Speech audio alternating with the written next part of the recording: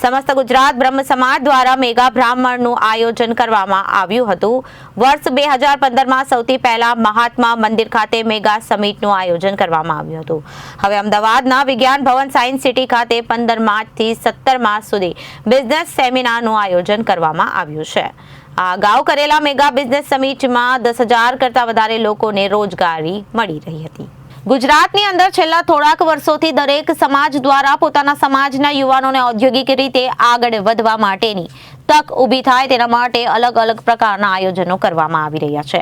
ભૂતકાળમાં પણ પાટીદાર સમાજ તેમજ અન્ય સમાજ દ્વારા આ રીતે બિઝનેસ સમિટનું આયોજન કરવામાં આવતું હોય છે। તેવી જ રીતે બ્રાહ્મણ સમાજ દ્વારા પણ મેગા બ્રાહ્મણ સમિટનું આયોજન કરવામાં આવ્યું છે, જેમાં વધુમાં વધુ બ્રાહ્મણ જ્ઞાતિના યુવક યુવતીઓ પોતાના પગ ઉપર ઊભા રહી રોજગારી મેળવે અને પોતાનો ઉદ્યોગ આગળ વધાવે તે પ્રકારનું આયોજન કરવામાં આવ્યું હતું।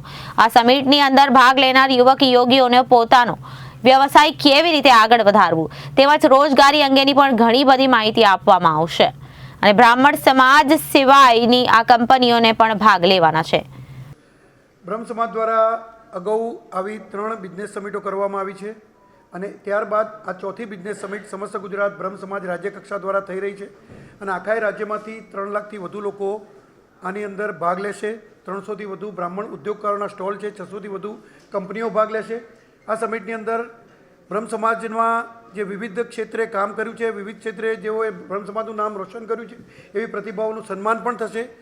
સાથે સાથે જીવનસાથી પસંદગી સંમેલન અને સાંસ્કૃતિક કાર્યક્રમો પણ આ બિઝનેસ સમિટની અંદર કરવામાં આવશે અને અમદાવાદના સાયન્સ સિટીના અત્યાધુનિક ડોમની અંદર આ બિઝનેસ સમિટનું આયોજન કરવામાં આવ્યું છે। 15, 16 અને 17 માર્ચના રોજ 3 દિવસ આ બિઝનેસ સમિટ ચાલશે।